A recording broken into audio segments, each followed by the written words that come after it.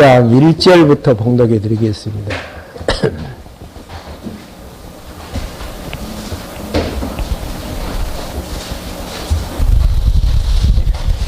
빌립보서 3장 1절입니다. 마지막으로 나의 형제들아 주님 안에서 기뻐하라. 너희에게 같은 말을 되풀이 쓰는 것이 내게는 수고롭지 않고 너희에게는 안전하다. 기들을 주의하고 악행하는 자들을 주의하며 거짓 할례자들을 주의하여라. 이는 하나님의 영으로 봉사하고 그리스도 예수님을 자랑하며 육신을 신뢰하지 않는 우리가 참 할례자들이기 때문이다. 비록 나도 육신을 신뢰할 것이 있지만 나는 그렇지 하지 않는다. 어떤 이가 육신을 신뢰할 만하다고 생각한다면 나는 더욱 그러하다. 4절까지 봉독해 드렸습니다. 방금 봉독해 드린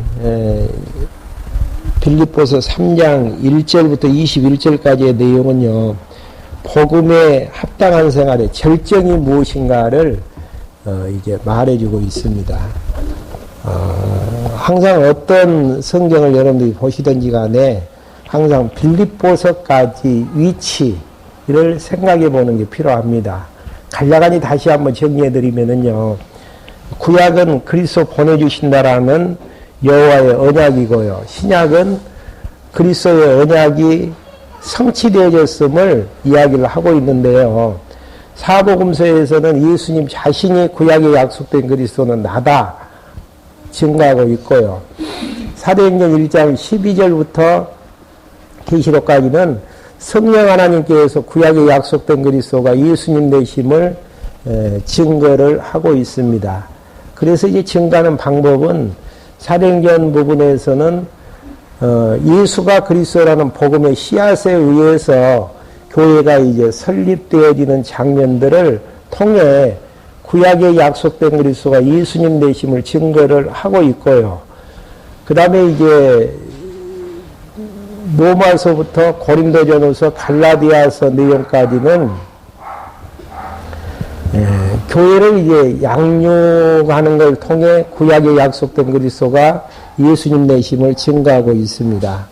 그리고 이제 빌립보서가 위치하고 있는 에베소서부터의 내용은 교회의 이제 무장으로 증거를 하게 되어지는데요. 먼저 이제 교회의 무장으로 증거하는 데 있어서 첫 번째 내용이 교회에 대한 진리로 증거하는 부분들이죠. 교회 진리가 이제 생명력이 있다라고 생각을 하면은 교회 생활은 너무 당연하니 나와지는 것이 분명합니다. 그러니까 에베소서 내용에서 교회에 대한 진리를 통해서 구약에 약속된 그리스도가 예수님 되심을 증거를 하고 있고요. 그 결과 이제 교회 생활을 통해서 증거하게 되어지는데요. 빌립보서 내용은 복음에 합당한 생활로 증거케 되어지는, 성령 하나님께서 하시는 일이 교회에 대한 진리를 깨닫게 해서 그 교회에 대한 진리의 생명력에 의해서 교회에 대한 생활을 하게 하시는 이제 이런 부분들이 성령이 하시는 사역이죠. 그러면 성령이 왜 그런 일을 하시나 고 이제 질문을 하실 분들이 계시지만은 성령이 오셔서 하실 일에 대해서 예수님께서 미리 다 이야기를 하신 바가 있어요. 내 가는 것이 더 유익하다. 왜? 보혜사 성령이 오셔서 내가 너희에게 말했던 것 생각나게 해주시고 모든 것들을 가르쳐 주시겠다라고 말씀을 하신 바가 있습니다. 이 말씀 따라서 성령이 오셔가지고 복음의 진리를 깨닫게 만들고 복음에 대한 확증을 해주시는 이제 부분으로 정리가 되어지는데요. 지난 시간에 복음에 이제 합당한 생활에 대한 빌립보서 내용 가운데에서 합당한 생활에 대한 실제적인 부분들을 26절까지 설명해 주고 있고요. 합당한 생활에 대한 원리가 1장 27절부터 이제 2장까지 정리해 드렸습니다. 그러면 이제 오늘 이 시간에는 합당한 생활에 대한 절정, 가장 이제 최고의 아름다운 모습들이 이제 나오게 되어지는데요. 신분을 초월해서 신분의 유익을 초월하는, 신분의 이제 유익을 초월했다라는 것은 바울이 이제 복음을 증거하고 있는 그때에도 유대인들의 이제 그 엄청난 이제 신분을 자랑하게 되어지고 자기 신분을 가지고 상대방을 이제 무시하는 경향들이 많게 되어졌었죠. 그랬는데 사도 바울은 얼마든지 이제 그들과 겨루어서 뒤떨어질 것이 없는 신분을 소유하고 있지만은 뒤에서 이제 말씀해 드리겠지만은 자기의 육체적인 신분을 다 초월하고 버리게 되어지는 이런 부분들. 그러니까 초월하고 버렸으니까 보통 이제 사람들이 봤을 때는 바울의 겸손으로 볼 수도 있잖아요. 그러죠? 근데 우리는 이러한 부분들을 갖다가 구약에 약속된 그리스도가 예수님 되심을 증거하는 부분을 확인할 수 있는데요. 뒤에 보면은 어디에서 이제 확인할 수 있는가?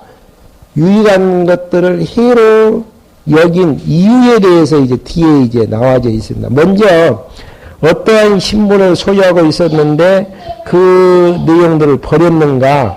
3장 4절부터 6절까지 한번 봐보시죠. 비록 나도 육신을 신뢰할 것이 있지만 나는 그렇게 하지 않는다. 어떤 이가 육신을 신뢰할 만한다고 생각한다면 나는 더욱 그러하다. 나는 8일 만에 할례를 받았고 이스라엘 족속이고 베냐민 지파이고 히브리인 중에 히브리인이고 율법으로는 바리새인이고 열심으로는 교회를 박해하였고 율법의 의로는 흠이 없는 자이다. 이렇게 이제 완벽한 이스라엘 민족의 사회에서는 대단한 지도자에 대한 신분을 가지고 있었거든요. 그러는데 유익한 것을 해로 여긴 이유에 대해서 7절에 이제 설명하고 있죠. 그러나 내게 유익하던 것은 무엇이든지 누구를 위해서 해로 여긴다고요? 그리스도를 위해서 해로 여기며 또 모든 것을 해로 여기면 내 주 그리스도 예수님을 아는 지식이 가장 고상하기 때문이다. 예, 버린다라는 것을 통해서 왜 버리게 되어지는가? 가장 가치 있는 것 때문에 자기가 세상 사람들이 유대인들이 자랑하고 있는 그 신분을 버리게 되어지는데 그리스도 예수님을 아는 지식이 가장 고상하라는 거. 여기서 예수님을 아는 고상한 지식이라는 것은 구약에 약속된 그리스도가 예수님이셨고 그분이 자기를 선택해 주셔서 이방인의 사도로 삼아 주신 그 내용에 대해서 그 지식 때문에 모든 것들을 해로 여기게 되어진다라는 것. 내가 그분을 위하여 모든 것을 잃어버리고 배설물로 여기는 것은 그리스도를 얻었고 그분 안에서 발견되려는 것이다.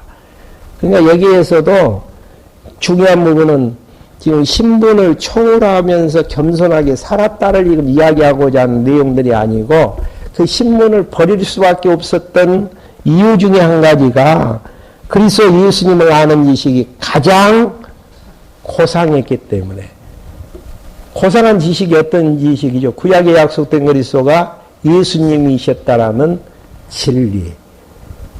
그러니까 사도 바울이 이성적인 판단을 한 중생한 이성을 가지고 판단했던 사도 바울이 자기의 모든 것들을 버릴 수 있었다라는 이야기는 지식이 그리스도에 대한 지식이 뛰어났다라는 이야기고 그리스도에 대한 지식이 뛰어났다라는 이야기는 그 지식 자체가 대단한 지식이었다라는 것들을 확인할 수 있는 이게 이제 절정이에요. 자기의 육체적인 것들을 다 버릴 수 있는 부분은 가치 판단에 대한 대비해서 이제 가능한 부분들이죠. 가치 판단에 대한 대비해서. 그 다음에 또 한 번 봐보죠. 그 목적은 왜 이제 그리스도를 아는 지식이 고상했기 때문에 그 이유가 되어지고요. 목적은 이제 8절 하반절부터 9절 상반절까지 유익한 것을 해로 여기는 목적은 하반절 너희가 그분을 위하여 모든 것을 잃어버리고 배설물로 여기는 것은 그리스도를 얻었고 그분 안에서 발견되려는 것이다. 예수님을 얻었다라는 거. 예수님은 누구신가? 유대인들은 다 무시해버리고 하찮은 분으로 생각을 했는데 구약에 약속된 하나님의 아들 되신 예수 그리스도가 확인이 되어지는 데에서 그분을 얻는 데에서 모든 것들을 다 버리게 되어지는 복음에 합당한 생활에 대한 절정 부분이 나아지는 것은요. 그리스도에 대한 고상한 지식만 있으면 되어져요. 근데 그런 부분들이 이제 왜 안 버려지는가? 안 버려지는 이유가 뭡니까?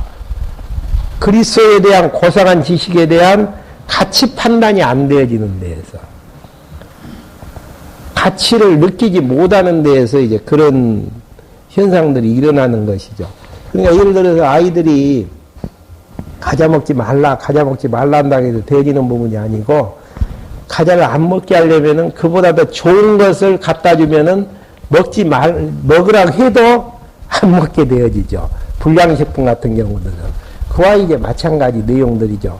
우리는 이제 세상 거 버려라 한다 그래서 버리는 게 아니고 그리스도에 대한 고상한 지식만을 얻게 되어지면은 버리지 말라라고 해도 버리게끔 되어 있어요. 그 이하가 예수님께서 천국에 대한 비유를 말씀하시면서 어떤 밭에 금은보화가 묻혀져 있다. 그러면은 전 예산을 통해서 팔아서라도 그 밭을 사지 않겠느냐. 그게 이제 천국의 비유라는 이야기죠. 그와 똑같은 내용들이에요. 복음에 대한 가치를 느끼지 못했을 때에는 세상까지 양손에 다 들고 살게 되어지죠. 근데 복음에 대한 가치를 느끼게 되어지면은 그것을 버릴 수 있는 상대적인 부분이 이제 가능하다라는 이야기입니다. 그러면서 이제 방법, 해로 여긴 방법에 대해서 10절부터 11절까지 나는 그리스도와 그분의 부활의 능력과 그분의 고난에 참여한 것을 알고자 하여 그분의 죽으심을 본받아 어떻게 하든지 죽은 자들 가운데서 부활에 이루고자 한다. 그러니까 사도 바울이 가지고 있는 육체적인 신분은 이 땅에서만 필요한 부분들이에요. 부활 후에는 아무것도 아니란 말입니다. 근데 이제 그것을 다 버리는 수 있었던 것은 바로 이제 그리스도가 부활하셨기 때문에 자기 자신도 죽은 자 가운데에서 부활에 이루고자 하기 위해서 이제 그런데 가치를 두지 아니하는 뭐가 가장 가치로운가를 내 일생 중에서 내가 가치롭게 생각하는 것이 무엇인지를 알면은 내 신앙의 수준을 알 수 있는 부분들 아니겠습니까? 예. 이게 버려야 한다 해서 버려지는 거 아니에요. 가장 내가 가치롭게 생각하는 게 복음이냐? 아니면은 세상에 이제 소유하고 있는 것들이냐? 근데 예수 그리스도에 대한 고상한 지식이 말씀을 통해서 점점 내 생각의 세계를 변화시켜 가면은 가치론적으로 생각하게 되어지고 생각하게 되어지는 데에서 행동하게 되어지는 이런 부분들을 빌립보서에서는 복음에 합당한 생활로 이제 설명하는 부분들이죠. 그러니까 복음에 합당한 생활을 정리를 하시려면은요, 에베소서 내용을 직접적으로 와서 전개하지 아니하고서는 불가능한 부분들이고요. 조금 더 늦게 가면은 신구약 성경에서 구약에 약속된 그리스도가 예수님으로 오셨다라는 신약 성경을 연결고리를 걸어서 정리하지 아니하고서는 불가능한 부분들입니다. 그러니까 하라 하지 말라 기독교의 사상은 하는 게 아니에요. 생각의 세계를 가장 고상하고 가치 있는 걸로 변화시키게 해서 가치로운 쪽으로 가게 만드는 이제 이런 부분들이죠. 그러면서 또 합당한 생활에 대한 절정은 표대를 향해서 쫓아가게 되어지는 3장 12절부터 21절까지 표대를 향해서 쫓아가는 생활이 12절부터 나와져 있죠. 내가 이미 붙잡았거나 이미 온전해진 것이 아니므로 오직 내가 그리스도에 붙잡혔기 때문에 나 또한 그것을 잡으려고 쫓아간다. 형제들아, 나는 내 자신이 잡았다고 생각지 않는다. 다만 한 가지 곧 뒤에 있는 것을 잊어버리고 앞에 있는 것을 붙잡고자 하여 하나님께서 그리스도 예수 안에서 이로부터 부르심의 상을 위하여 표대를 향해서 달려간다라는 거. 그러니까 앞부분하고 연결이 되어지는 게요. 예수 그리스도의 고상한 지식 때문에 이제 예수님을 향해서 예수님 안에서 예수님이 하나님께서 예수님을 통해서 주시는 그 상을 향해서 그 표대를 향해서 다른 일치게 되어지는, 무엇을 위해서 사느냐가 중요한 이제 관점으로 나아지게 되어지는 것이죠. 그러니까 무엇을 위해서 사는가는 가장 내가 가치롭다고 생각하는 그 부분을 향해서 가게 되어지는 내용들이죠. 그러면 이제 합당한 생활에 대한 실천 부분이 4장 1절부터 23절까지 나와지는데요. 실천할 생활을 공고하는 부분들이죠.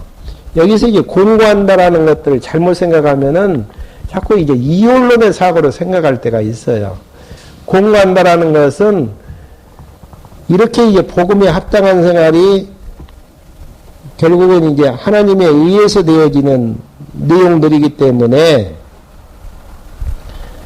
여기에서 이제 공고하는 것도 하나님께서 공고케 하시고 공고한 부분들을 이루어 나가시게 하시는 부분들. 지난 시간에 그 부분 말씀해 드렸죠. 구원을 이루라. 그럼 누가 이루는 겁니까? 우리가 이루는 걸로 이제 단마디로 이야기할 수 있지만은 2장 13절에 보시면 2장 13절 한번 봐보실까요? 2장 12절 마지막 절에 보면 더욱 두려움과 떨림으로 너희의 구원을 이루어라. 그러면 이제 내가 이루는 것처럼 보여지지만은 그 뒤에 13절 보면 너희 안에서 행하시는 분은 누구시다? 하나님이시므로 그분의 기쁘신 뜻을 위하여 너희로 자원하여 행하게 하신다. 행하게 하신다. 주체가 누굽니까? 하나님께서 자원하는 마음으로 행하게 하신다라는 거. 예. 자원하는 것은 내가 하고 구원을 이루는 것은 뭐 누가 한다 이런 의미가 아니고 하나님께서 구원을 이루라고 명령하신 분께서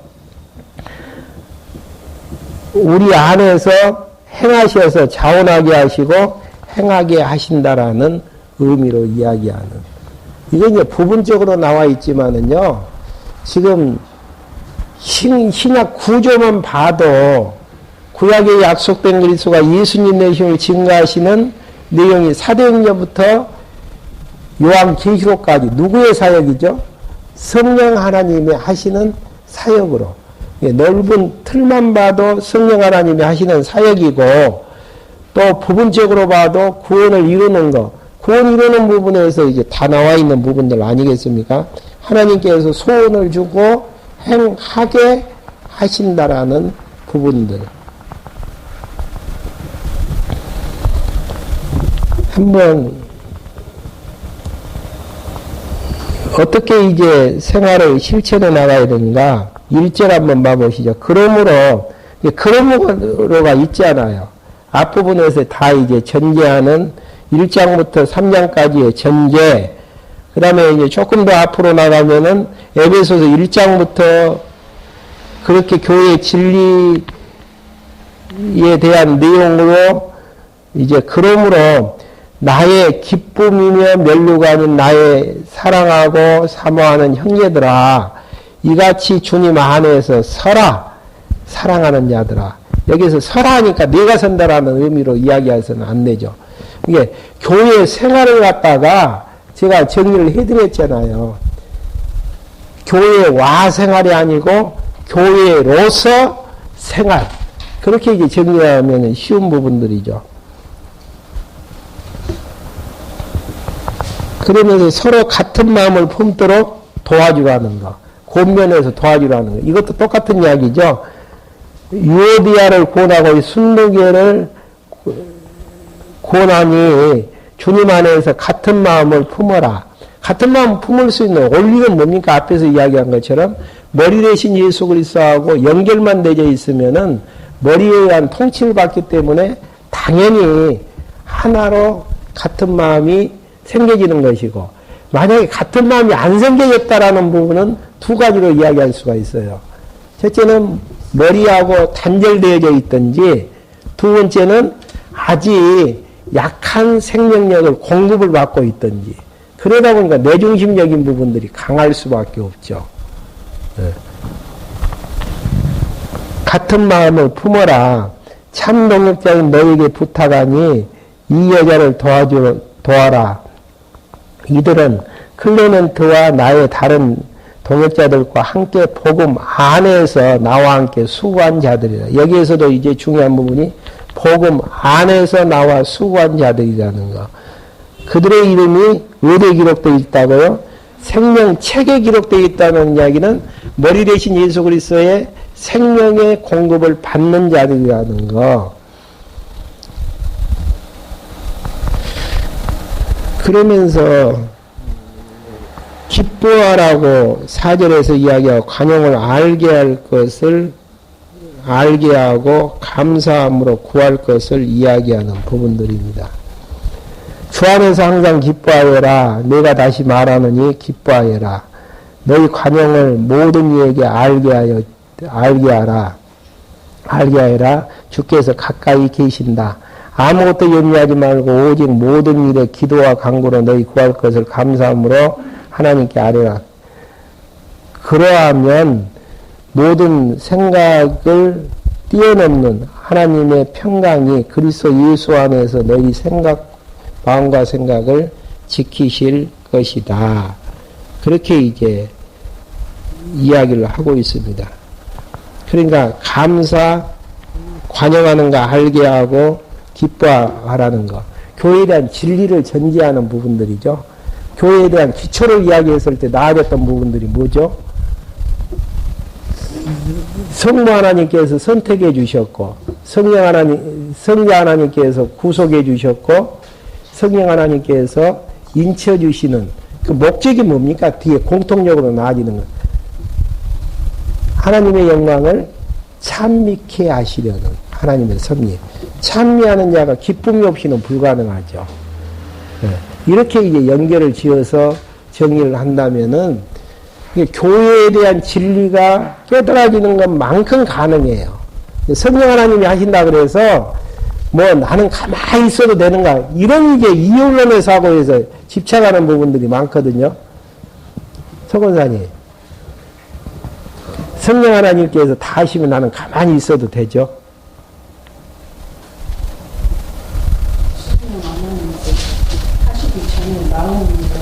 하시기 전에. 지금 질문 자체가 지금 문제가 있죠. 질문 자체가. 성령 하나님은 하시려고 하는데 나는 그냥 조용하니 있어도 되는가. 성령 하나님이 하게 하시면 해질 수밖에 없어요. 손을 주고 그렇게 해 나가시면 돼. 그러니까. 그리고 성령 하나님께서 역사하지 아니하시면은 한다고 치더라도 외식으로밖에 나아질 수밖에 없는. 왜 그러냐면은 사단의 이제 통치를 받는 데에서 이제 그렇게 되어지는 부분들이죠. 그러니까 행위 부분들이 그렇게 이제 어려운 부분들이 아니죠. 그러면서 이제 생각하면 성찰하라는 거, 성찰하여 평가라는 거, 8절 한번 봐보실까요? 마지막으로 연결한 무엇이든지 참되고, 무엇이든지 경건하고, 무엇이든지 의롭고, 무엇이든지 거룩하고, 무엇이든지 사랑할 만하고, 무엇이든지 칭찬할 만하고, 무슨 덕이나 무슨 칭찬이 있든지 이것들을 생각하여라. 그러니까 생각한다라는 것은 성찰하여 평가라는 이야기예요. 예, 중생한 이성은 진위 여부를 판별할 수 있잖아요. 지금 잘하고 있다, 복음에 합당한 생활을 하고 있다, 안 되어지고 있다. 복음의 생활이 안 되어지면 어떻게 해야죠? 근본적인 내용으로 지금 성령 하나님의 인도하심을 받는가 안 받는가? 받는다는 증표는 뭡니까? 말씀이 깨달아지고 말씀을 공부하고 싶은 욕구가 생겨지는 것이고, 성령 하나님이 하시는 일들이 그런 일들이에요. 예수님이 성령을 보내실 때, 성령 보내실 것을 약속하시면서 앞에서도 이야기했지만은 성령이 너희들에게 오게 되어지면 어떻게 한다고 이야기해요. 모든 것들을 가르치시며 또 가르쳤던 내용들이 생각나게 해주신다라고 나와 있지 않습니까? 요한복음에 보면은요. 진리의 성령께서 오시면은 진리 가운데로 너희를 인도하실 것에 대해서 성령이 하시는 일들이 그런 일들이라니까요. 그렇기 때문에 성령 하나님께서 인도하시는 내용들은 무엇이 칭찬할 만한 것인지, 어떤 것이 덕 있는 일인지, 사랑할 만한 일인지를 항상 생각하면서 자기를 성찰하게 되어지는, 뭘 통해서요? 하나님이 주시는 말씀을 통해서 그런 이제 부분들이죠. 그러면서 구절 내용에서 배우고 듣고 받고 듣고 본 바를 행할 것을 이야기합니다. 너희는 내 안에서 배우고 받고 듣고 본 것들을 행하여라. 입체적으로 가르쳐 주잖아요. 말씀을 먼저 공부했던 선배, 스승들의 모습들을 통해서 그것을 따라가게 만들게 하시는 이제 이런 부분들. 그러면 평강의 하나님께서 너희와 함께 계실 것이다.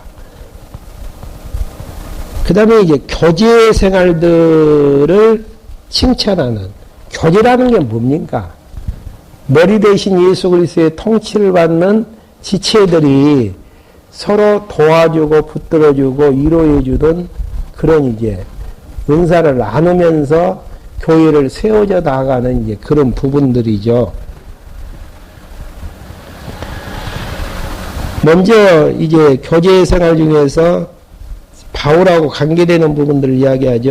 4장 10절부터 14절까지 바울을 생각해 괴로움에 함께 참여했고 쓸 것을 풍족하게 보내준 향기로운 제물을 보냄에 대해서 칭찬하게 되어지고, 또 이제 바울이 보냈던 성도들을 맞이하면서 그리스도의 평강이 있기를 이제 축원하는 4장 10절 한번 봐보시죠. 내가 주 안에서 크게 기뻐하니 이는 너희가 나를 생각하는 마음이 이제 다시 일어났기 때문이다. 이는 이에 대해 너희가 생각은 하였으나 기회가 없었다. 내가 이것을 말하는 것은 궁핍하기 때문이 아니다. 나는 내가 처한 환경에서 자족하는 법을 배웠다. 나는 비천에 처할 줄도 알고 풍부에 처할 줄도 안다. 나는 배부름이나 배고픔이나 풍부와 궁핍이나 모든 형편에 처하는 비결을 배웠다. 내게 능력 주시는 자 안에서 내가 모든 것을 할 수 있다. 13절 같은 경우도요, 보통 이제 내가 할 수 있다라는 것을 강조하기 위해서 뒤에다가 이제 강조점을 두죠. 내게 능력 주시는 자 안에서 내가 모든 것을 할 수 있다. 근데 저는 거기에 초점이 있는 것이 아니고 내게 능력 주시는 자 안에서, 예. 예, 능력을 주시는 하나님이 계시기 때문에 하나님이 주시는 능력에 의해서 모든 것을 할 수 있다라는 이야기지, 내가 모든 것을 할 수 있다는 나에게 이제 초점이 맞춰지는 것은 아니다라는 이야기죠. 그러니까 사도 바울이 여러 가지 부분들을 경험을 하면서 한 가지 터득했던 부분들은 하나님께서 능력을 주시기 때문에 풍부에 처할 줄도 알고 빛에 풍부하다 그래서 자만하지 아니하고, 또 비천에 처한다 그래서 복음 증가하는 일들 게을르지 아니하는 이런 이제 일체의 비결을 배웠던 부분은 능력 주시는 자 안에서 능력 주시는 그분에 의해서 내가 이렇게 되어졌다라는 거. 다만 너희가 나의 환난에 함께 참여한 일은 잘한 일이다. 어려운 가운데에서도 빌립보 교인들이 사도 바울의 호응름을 대준 것 같아요. 이런 부분들에 대해서 잘한 일이다. 그러면서 15절부터 20절까지 구체적으로 이야기하죠. 쓸 것을 풍부하게 보내준 향기로운 재물에 대해서 이제 칭찬하게 되어집니다. 빌립보 사람들아, 복음 전파 초기에 내가 마게도니아를 떠날 때에 아무 교회도 나를 위하여 주고받는 일에 참여하지 않았고 오직 너희만 참여한 것을 너희 자신들이 알고 있다. 내가 데살로니가 있었을 때에도 너희는 나의 필요한 것을 위하여 한두 번 쓸 것을 보내었다. 내가 선물을 구하는 것이 아니다. 오직 너희의 유익을 위하여 열매가 풍성하기를 바란다. 그러니까 사도 바울을 도와주고 후원했던 부분들이 어떤 열매를, 누가 열매를 맺히는 행위라고요? 빌립보 교인들이 풍성한 열매를 맺기를 되어지는 일이므로 풍성하기를 바라는 이제 부분들이죠. 나는 지금 모든 것을 가지고 있고 넉넉하다. 너희에게 온 에바브로디도로부터 받아 풍족하게 되었으며, 그러니까 빌립보 교인들이 에바브로디도를 통해서 후원금을 전달해 준 것 같아요. 그래서 이제 모든 것들이 풍족하게 되어진다. 이것은 하나님께서 기쁘시게 받으실 향기로운 제물이다. 나는 나의 하나님께서 그리스도 예수 안에서 영광 가운데 그분의 풍성하심을 따라 너희의 모든 필요를 채우실 것이냐. 여기에서도 또 전제가 나오잖아요. 그리스도 예수 안에서 영광 가운데서 그분의 풍성하심을 따라 너희의 모든 필요를 채우실 것이다라는 거. 그러니까 서신서에 보면 앞에 전제 주체가 있어요. 주체를 이야기하고 뒤에서 방법에 대해서 이제 이야기하게 되어지는. 그 다음에 하나님 곧 우리 아버지께 영광이 영원 무궁히 있을지어다. 그러니까 왜 이제 하나님 곧 우리 아버지의 영광이 영원 무궁토록 있기를 원하냐면은 지금 앞에서 이야기 적게만 봐도 사도 바울이 복음을 증가하는데 후원했고 연보했던 행위가 누가 했다라는 이야기입니까? 하나님 우리 아버지께서 하신 일이기 때문에 그분의 영광이 세세토록 있기를 바란다라는. 하나님이 하나님이 하나도 안 하셨다면은 영광 돌릴 일이 없잖아요. 그러니까 우리가 이제 하나님 앞에 영광을 돌리는 게 찬송인데요. 찬송을 하는 이유가 뭡니까? 하나님께서 다 하셨다라고 인정을 하는 데에서 가능한 부분들이죠.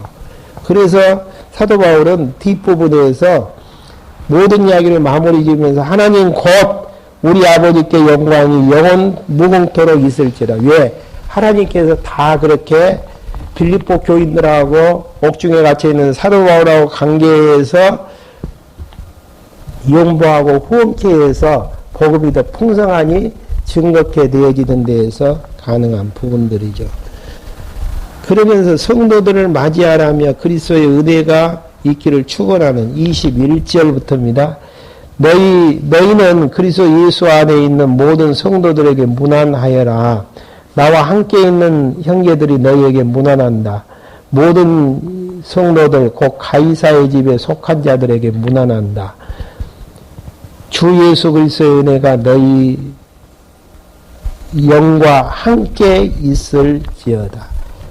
그리스도에 주시는 은혜가 깨달아졌을 때에 모든 복음에 합당한 생활이 가능하는 데에서 이런 이제 축원을 하게 되어지는, 이게 이제 복음에 합당한 생활에 대한, 지난 시간에 이야기한 것처럼 합당한 생활에는 실제, 원리, 그 다음에 생활에 대한 절정, 실천 부분을 이제 곤면하는 부분들입니다. 이런 이제 부분들은 항상 이원론의 사고에서 생각하시지 마시고요. 이론론의 사고에서 정리하시면 되어집니다. 그 다음에 이제 두 번째 내용이 굳건한 믿음의 이제 생활이죠. 복음에 입체적으로 이야기하죠.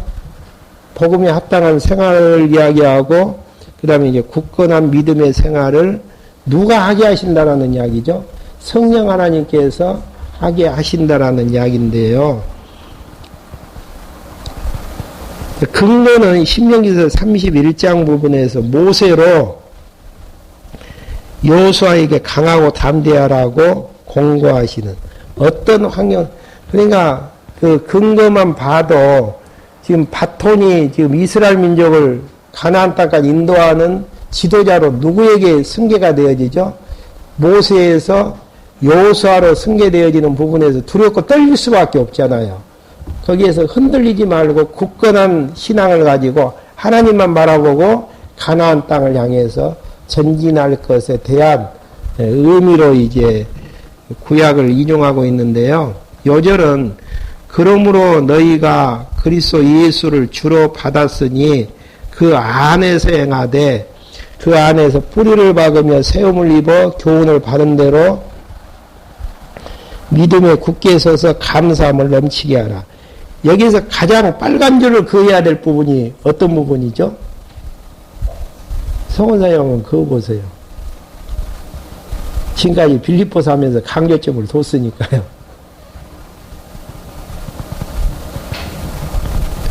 너희가 그리스도 예수를 무엇으로 받았다고요? 주로 받았다는, 주인으로 받았다는 거, 통치로 받았고 머리로 받았으니 어떻게 해요? 그 안에서 행하라는 거. 그러면 그래서 이제 안에서 행하면서 어떻게 하라는 이야기입니까? 그 안에서 뿌리를 박으며 세움을 입어 교훈을 받는 대로 믿음에 굳게 서서 어떤 열매를 맺으라는 이야기입니까? 감사하는 열매를 맺히라는 이야기. 감사. 왜 굳은 믿음의 생활에서 감사가 나와지면은 굳은 믿음의 생활이 가능하죠?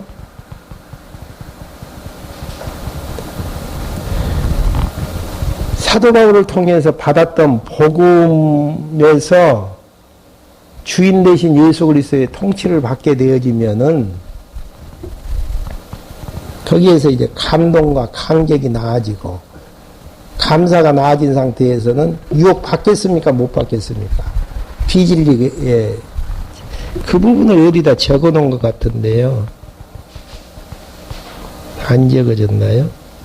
아, 밑에 논리 나와져 있네요. 예수 그리스도가 이제 주가 되어지시고 뿌리 박힌 신앙의 열매가 이제 감사의 생활로 이제 나와지게 되어지면은 뒤에 뭐죠? 비진리의 유혹에 흔들리지 아니하는. 네. 그러니까 감사로 충만되어 있는 상태에서는 비진리의 사람들이 흔들 수도 없고 유혹할 수도 없는데 만약에 감사가 안 나와진다라면은 무엇인가 허전하잖아요. 내가 구원을 받았나 안 받았나, 잘 믿고 있는 건가 잘 믿지 않는 건가, 이런 상태라면은 틈이 보여지면서 비진리의 유혹에 이게 흔들릴 수밖에, 휘둘릴 수밖에 없는 그런 부분들입니다. 그게 굳은 믿음의 생활, 머리 대신 예수 그리스도의 통치를 받으면서 뿌리가 박힌 생활은 무슨 열매를 맺는다고요? 감사의 열매를 맺히게 되어지고 감사의 열매로 무장이 되어진 상태에서는 어떤 비진리의 세력도 흔들 수가 없는데, 만약에 감사가 안 나와진다라는 이야기는 무슨 이야기예요? 뿌리가 박히지 않는 상태고, 뿌리가 박히지 않는 상태에서는 결국은 머리 대신 예수 그리스도와 연결이 약하다는 이야기고, 그러다 보면은 할례 받아야 된다, 또 비진리의 내용 가운데에서 율법도 지켜야 된다, 뭐 등등 여러 가지 이단 가설들이 이제 접근하게 되어지면은 거기에 흔들려서 흡수될 수밖에 없는 그런 부분들이죠. 이게 굳은 믿음의 생활의 구체적인 부분들로는 지금 요절 부분인데요. 감사의 생활이 가능하고, 감사의 생활이 가능하다는 이야기는 비진리의 유혹에서 흔들리지 않는다라는 이야기죠. 그 다음에 이제 배경은 골로새 교회의 거짓 스승의 유혹을 받고 있는데요. 거의 이제 골로새 교회 같은 경우는 유대주의, 또 할례를 받아야 된다, 율법을 지켜야 된다 등등. 그 다음에 그 당시에 이제 토속 신앙들, 헬라 철학, 철학을 이야기하죠. 신비주의, 뭐 환상을 봤다라고 이야기하는 쪽, 금욕주의, 육은 악하고 영은 이제 선하다는 그런 이혼론의 사고에서 육을 이제 제어시키는 부분들, 영지주의 들어보셨죠? 이 세상을 보니까 악한 것이 많습니까? 선한 것이 많습니까? 악한 것이 많죠. 그러면 선하신 하나님께서 어떻게 악한 세상을 만들 수가 있느냐? 하나님이 직접 창조하시는 게 아니고 유출되어졌다. 몇 단계를 걸쳐서 유출되어져서 타락했지 않느냐. 이런 부분들. 그 다음에 이제 기독론에 대한, 그래서 이제 적용을 갖다가 구원을 받을 수 있는 것은 지식으로 가능한 것이지 예수님으로는 불가능하다. 그러면서 또 하는 이야기가 예수님이 이 땅에 오실 때 뭘 입으셨죠? 육체를 입으셨잖아요. 근데 육체는 더러운 걸로 본단 말입니다. 근데 어떻게 하나님의 아들이 타락한 육체를 입고 오실 수 없다. 그래서 이 땅에 오셨던 예수님은 환상으로 오신 분이시다. 그럼 환상으로, 그걸 이제 신학적 용어로 보면 가연설이라고 하거든요. 그러면 가연설을 주장한다라는 이야기는 무슨 이야기예요? 예수님께서 우리를 위해서 십자가에 죽으신 것도 실제가 아닌 환상이라는 이야기죠. 너무 어렵나요? 연기주의가?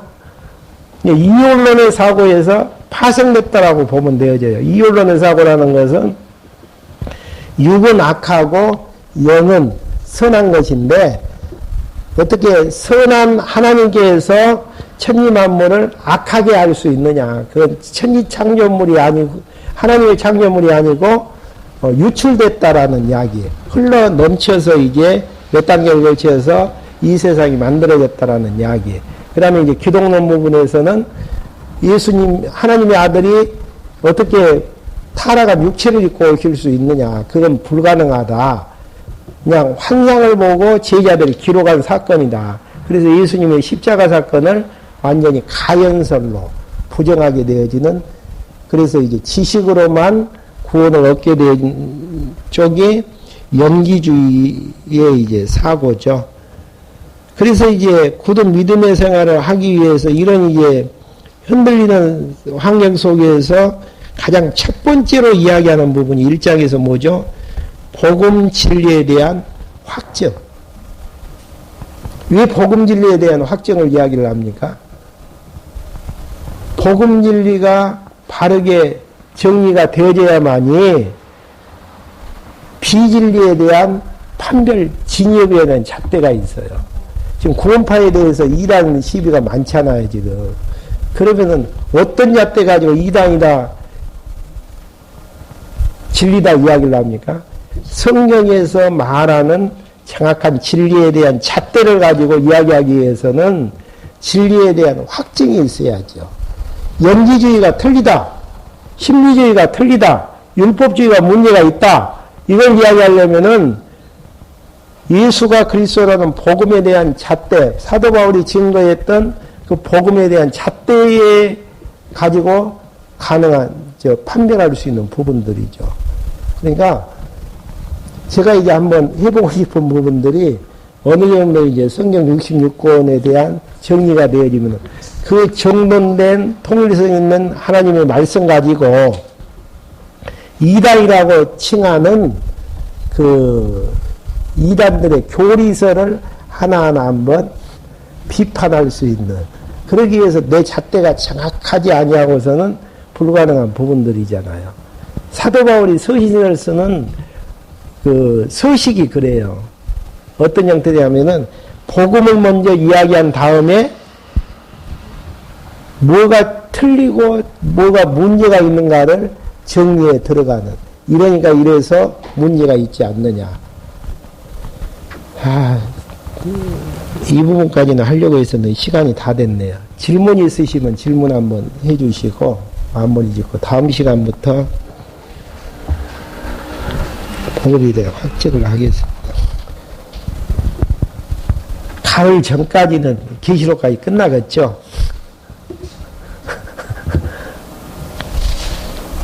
지금 많이 왔어요, 지금.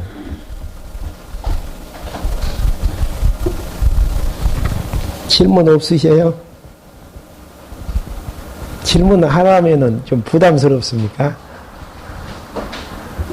기도하고 마치겠습니다. 하나님 아버지, 저희를 이 시간에 불러 모아주셔서 복음에 합당한 생활을 통해 구약에 약속된 그리스도가 예수님 되심을 확인할 수 있도록 인도해 주심을 감사함을 드립니다. 포도나무 가지가 포도나무에 붙어있지 아니하면은 과실을 맺을 수 없다라고 말씀하신 것처럼 우리가 아름다운 성령의 열매를 맺히는 것은 머리 대신 예수 그리스도의 생명력을 공급받는 데서 가능한 줄 알고 있습니다. 할만하시거든 머리 대신 예수 그리스도를 통해서 생명력을 공급해 주셔서 아름다운 복음에 합당한 생활도 할 수 있도록 해 주시고요. 또 믿음의 굳은 생활도 할 수 있도록 그래서 아름다운 열매를 통해 그리스도가 예수님 되심을 다시 한번 온 천하에 증거케 되어짐으로 하나님의 영광이 드러나질 수 있도록 인도해 주시옵소서. 예수 그리스도의 이름으로 기도했습니다. 아멘.